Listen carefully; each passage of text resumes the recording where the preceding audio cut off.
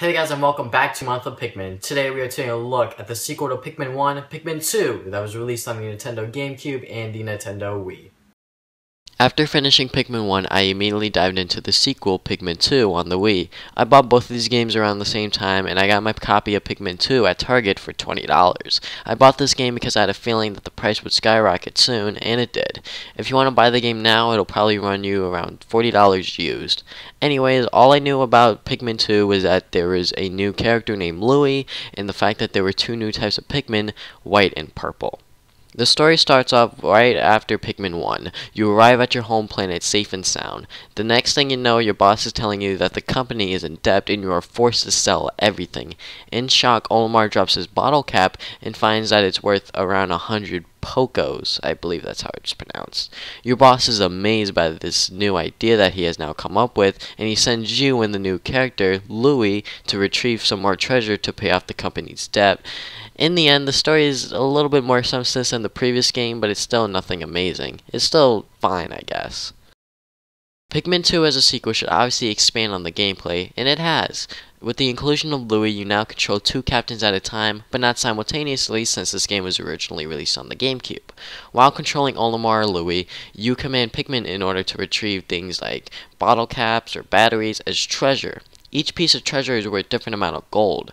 In Pikmin 1, you had 30 days to complete your mission. In Pikmin 2, however, you have an unlimited amount of days to complete your mission, I believe.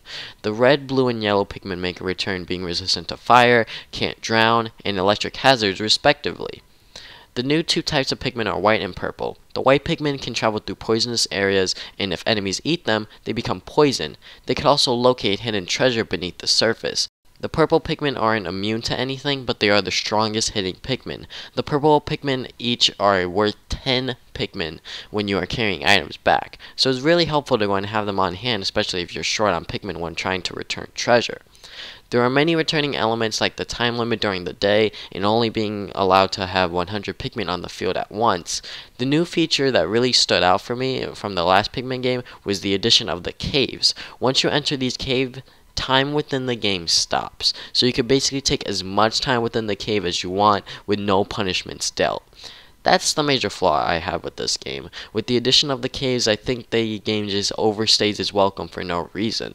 I really like the way that you had to manage your time within the previous game, but now in the sequel, you can really just take as much time as you want once you enter the cave.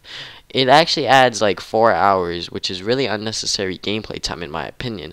Don't get me wrong, these caves are really fun to explore and play through, but I like the way that the game was structured before. Still, overall the gameplay is really good.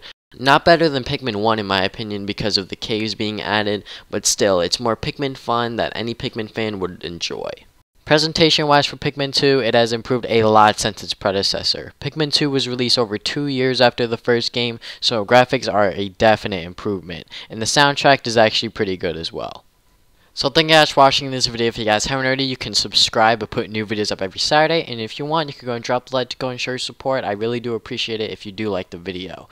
You can follow me on Facebook and Twitter. I have links to those in the description below. They are both tvsonicgaming, so if you want to follow me on there, I put updates on my future videos. If you want to go and check out my next review, which is Pikmin 3, you can click the video on your right. But if you want to check out my previous one, which is Pikmin 1, you can click the video on your left. So, I think that is all I have for today. Thank you guys for watching this video again. Now, see you guys next time with more videos. Game on, gamers!